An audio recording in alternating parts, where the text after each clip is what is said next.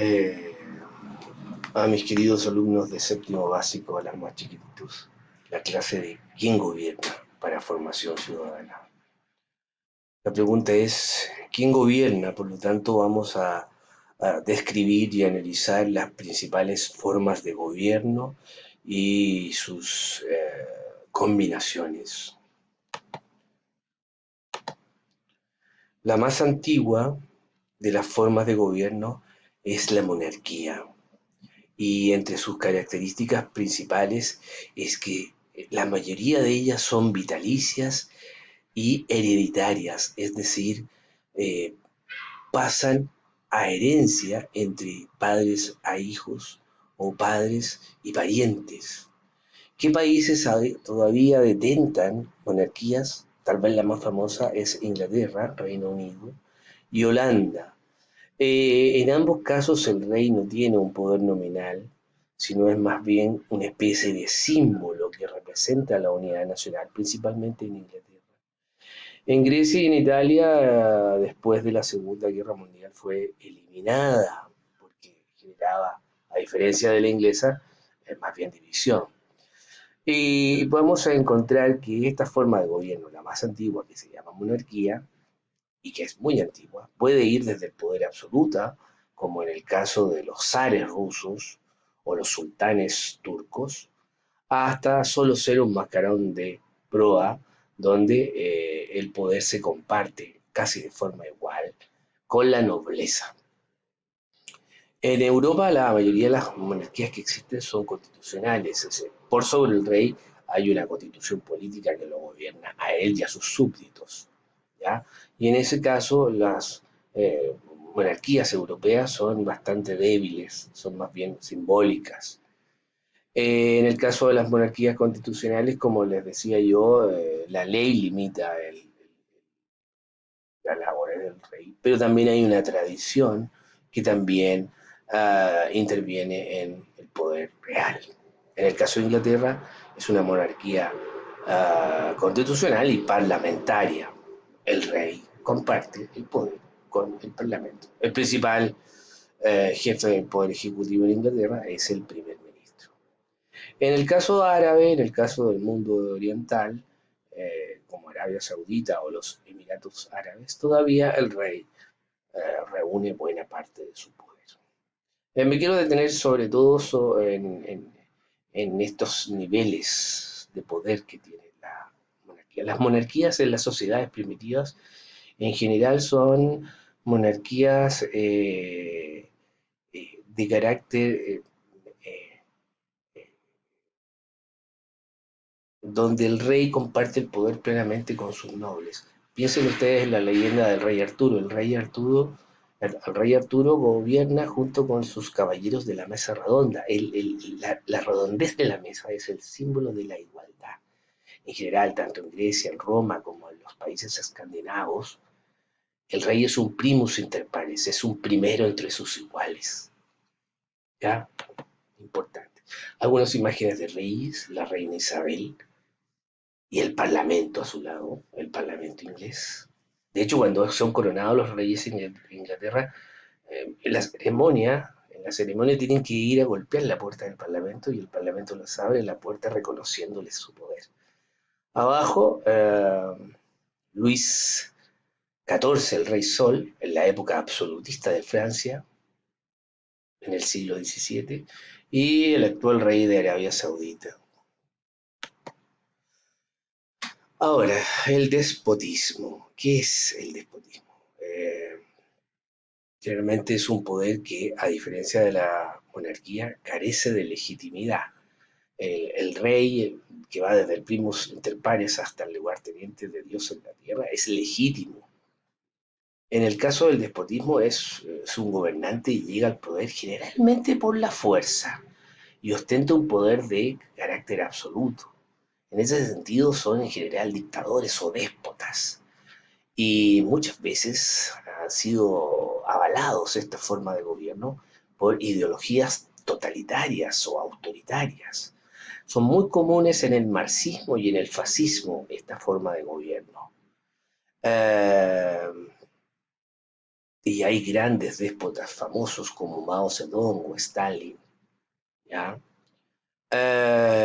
Y vuelvo a repetir, el despotismo, a diferencia del rey, carece de legitimidad y tiene un poder absoluto que muchas veces lo usa en forma arbitraria y caprichosa y por lo tanto está muy ligada al crimen. Hay uno de los personajes, la malvada Führer, arriba, ¿no es cierto? Hitler, Adolf Hitler, abajo, Mao Zedong, responsable por la muerte de casi 60 millones de chinos.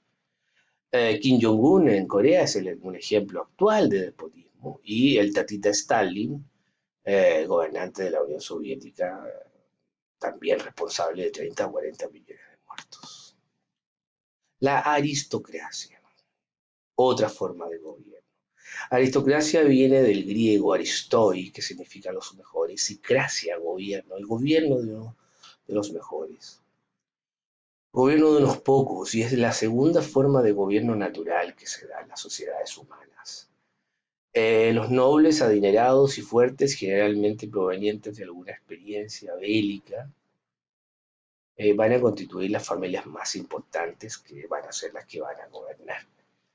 Eh, Todavía hay ciertas prácticas aristocráticas en algunas democracias actuales, por ejemplo, cargos vitalicios que detentan los jueces en el Poder Judicial. Generalmente la aristocracia es elitista y solamente favorece a los grupos familiares que tienen un pasado noble. En general son muy injustas para la mayoría de los ciudadanos que no pertenecen a la nobleza. Una imagen de la sociedad inglesa aristocrática, Downton Abbey, una serie de la BBC que relata los avatares de esta familia aristocrática en las postrimerías de la Primera Guerra Mundial antes de que se acabara este régimen señorial. Les recomiendo que la vean, Downton Abbey, gran serie que muestra cómo era la aristocracia inglesa. Y vamos a hablar de algo muy difícil, vamos a hablar del filósofo griego Aristóteles, maestro de Alejandro Magno. Aristóteles escribió tal vez el primer libro de política más importante, constituido por 8 libros, que se llama La Política de Aristóteles. En el libro cuarto de esos 8 libros, Aristóteles analiza los pros y los contras de las 3 constituciones. Gobierno de uno, que puede ser una monarquía, gobierno de poco, que puede ser la aristocracia, y el gobierno de muchos, que es la democracia. Ahora, ¿qué cosas ve? La monarquía, para Aristóteles, solamente puede funcionar si el rey es una persona normal, moralmente correcta. Si el rey es un corrupto, un corrompido, probablemente se convierta en tiranía. Por lo tanto, se degrade su condición de monarquía a despotismo. La aristocracia se convierte en oligarquía, es decir, en el gobierno de los ricos, generalmente cuando se degrada. Y el gobierno de muchos puede excluir a los menos, pasando de democracia a demagogia. Por lo tanto, Aristóteles plantea que el gobierno más justo es el gobierno donde gobierne uno con la guía de una minoría selecta y en la cual participen la mayoría de los ciudadanos. Entonces, la constitución más justa es una constitución mixta donde estén los ricos y los pobres gobernando. Luego viene la oligarquía, que es la degradación de la aristocracia. Hay gobiernos legítimos y ilegítimos. La monarquía legítima, la aristocracia es legítima, el despotismo es ilegítimo, la oligarquía es legítima. Gobierno donde hay una élite que gobierna para su propio beneficio, a diferencia de la aristocracia que gobierna para el beneficio de todos. En general, la oligarquía es más bien patrimonial y vela por sus propios intereses. Controlan la riqueza. La población en general no tiene mucha voz política. Es profundamente antidemocrática, aunque haya elecciones o sufragio universal. y sobrevive en Centroamérica y el Caribe, y si los ponemos pesados, podríamos decir que en Sudamérica también. En general, esto está avalado por estructuras sociales antiguas, donde todavía subsiste los terratenientes y otras estructuras sociales inmóviles entre ricos y pobres. Algunos dibujitos sobre la jerarquía. Ahí el gordo del sistema bancario devorándoselo todo y el pueblo ahí con un huesito. El gobierno riéndose, los ciudadanos sosteniendo y la banca sacándole el dinero al pobre pueblo. Ahí el pobre se arranca, ¿no es cierto? La oligarquía se lo come todo. Y la democracia. Demo es pueblo, gracia, gobierno, el gobierno del pueblo, o el gobierno de la mayoría, mejor dicho. Gobierno de, por y para el pueblo. Puede darse en una república o puede darse una democracia. Y va desde la democracia directa griega ateniense del siglo V a la democracia representativa actual, que se basa en el sufragio universal, es decir, en la facultad de voto que tienen todos los ciudadanos. Eso es lo que tenemos hoy, una democracia representativa. Ahora, el tema es qué nivel de calidad de democracia tenemos. Ahí tenemos una figura de lo que significa la democracia representativa, la voz de muchos amplificada por sus representantes, elegidos democráticamente, una sátira, una crítica a la democracia. Los ciudadanos votan o por el lobo que se los va a devorar o por el león que los va a devorar. Y un concepto que se llama soberanía popular. ¿Qué quiere decir eso? Que el poder proviene de los gobernados y no de los gobernantes. Es decir, no hay legitimidad sin el apoyo del pueblo. ¿Quiénes plantearon esto? Los contractualistas, los filósofos políticos contractualistas, como Thomas Hobbes, como John Locke o como Jean-Jacques Rousseau. El pueblo acepta ser gobernado a cambio de que sean protegidos, tanto sus libertades básicas como sus. Y además tiene derecho a rebelión si es que no le gusta.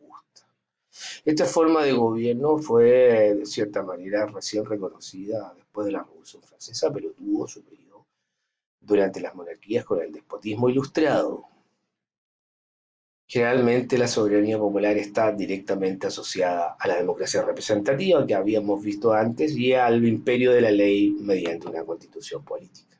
Hay una representación del poder y soberanía popular y otras formas de gobierno más actuales como el autoritarismo.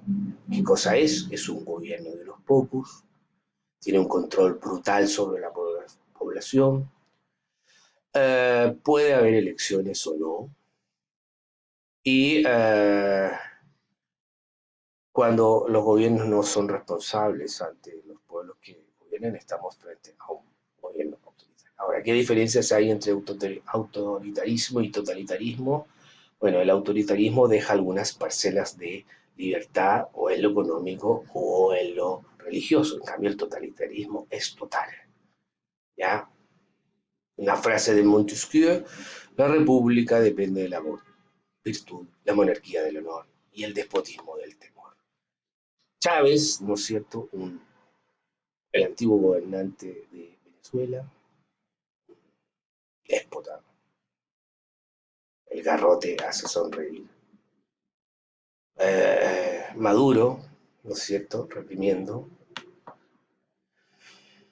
Y un concepto que veremos pronto, que es la lucha de clases, que es una ideología propia del marxismo, del comunismo, y que planteaba que aquellos que trabajan son los que deben gobernar.